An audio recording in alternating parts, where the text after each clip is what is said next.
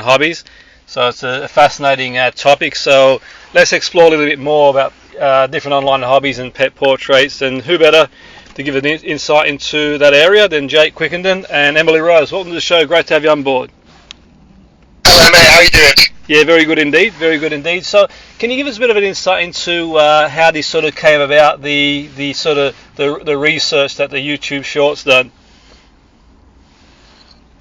Yeah, so YouTube Shorts is now averaging over 70 billion daily views, and that's celebrating like diverse hobbies across the online platforms.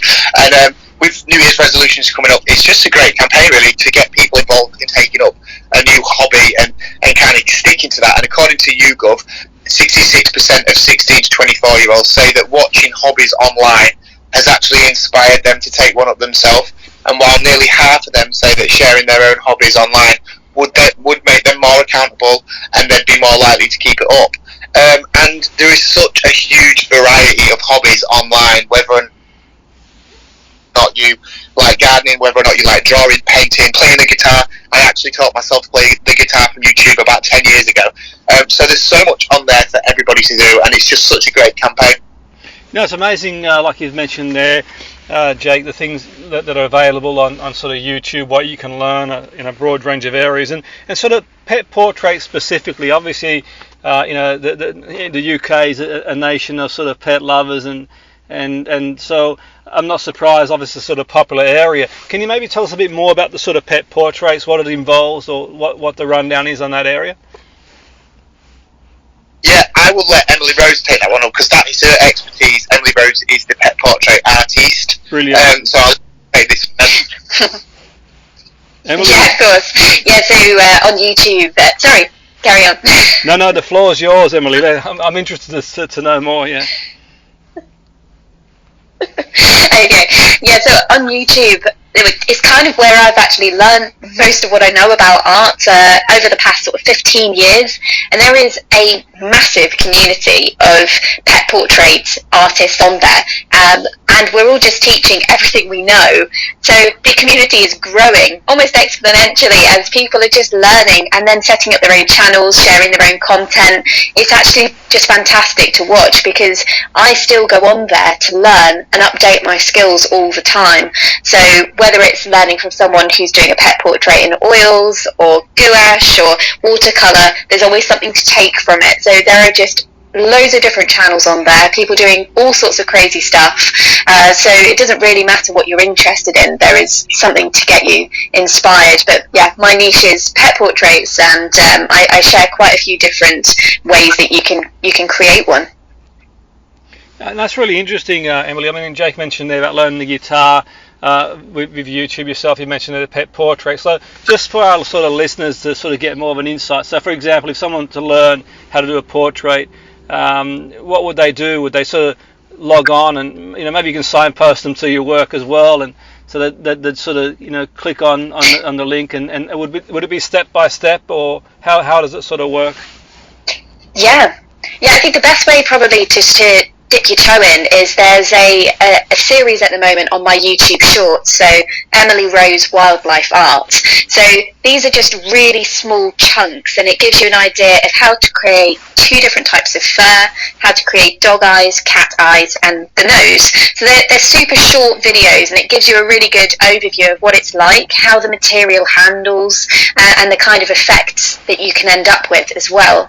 So once you've dipped your toe in with those, then you can head into the long form content if you want a start to finish tutorial where you see every single step. But to be honest, for most people, drawing is something that you get a bit lost in, and it really gives you a beautiful peace of mind. So the YouTube Shorts are probably a better place to be going to, because you can get your bite-sized chunk of information, you can turn your laptop off, you can just turn yourself off a little bit and get stuck into what you're doing, because the great thing is, certainly what I do is I condense the most important pieces of information into about 30 to 60 seconds, so you get rid of all the fluff and the entertainment. If you're there to learn, head over to the YouTube Shorts, because that's where you're going to get those golden nuggets of information that are really going to help you pick up your pencils, pick up that paintbrush, and make a start. That's a really great idea, I think, Emily. I mean, like you've mentioned there, I mean, there's like longer content. Sometimes, if people just want to sort of go on there and sort of go straight to the exercise, whether it's sort of guitar or whether it's sort of like you mentioned there, sort of learning how to draw a portrait. You want to sort of go straight to the sort of key points. But I suppose there is, I mean, just on the longer content, I mean, maybe there are people like listening in who want to expand. Could you signpost them? You can signpost them there as well if you want to, if that works for you. Yeah, of course. If you are interested, especially in pet portraits, I've got quite a few full-length tutorials, and you can watch me draw the entire dog from start to finish. So if you've never done one before, you might be curious to see how it comes together.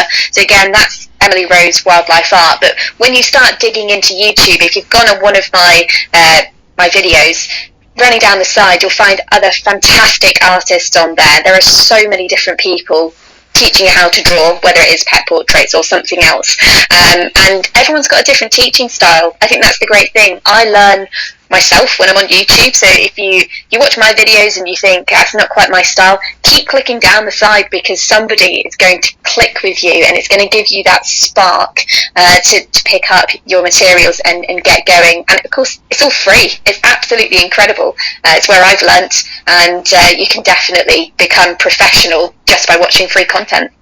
Absolutely, and I think it's sort of that time of year as well where people start to reflect a little bit as well, and they might want to take up a hobby as well. I think sometimes people this time of year might reflect on the year and set a few goals and pick up a few hobbies along the way too. I mean, do you think it sort of fits in well with the timing? We're drawing to a close of 2023, and maybe people might set aside a bit of time to learn a new hobby, whether it's a pet portrait or anything else for that matter. Definitely. I mean, in the UK at the minute, our nights are pretty long. We've got a lot of time to fill, mainly inside, and as you go into the new year, you do want a little bit of a refresh, but we've still got those 2 long dark months. There is nothing better to do than sit down and find a new hobby. And the great thing is, if you start now, especially if you're thinking, I've got a pet that I would absolutely love to draw as a gift for somebody, start learning now. By next Christmas, you will be able to gift that to somebody. You can definitely upskill just by watching these videos and practicing. But it's all about enjoying it. If this isn't for you, then there are thousands of other hobbies on there. I've got loads of hobbies, and most of them I get inspiration and direction off YouTube. So yeah, it's definitely a great time to just dip your toe in. If there's nothing on the telly with the Christmas lineup that you like the look of, try YouTube, because you'll probably find something. And if someone's looking for a Christmas present for you, then you might just want that set for how to knit a pair of socks. You never know.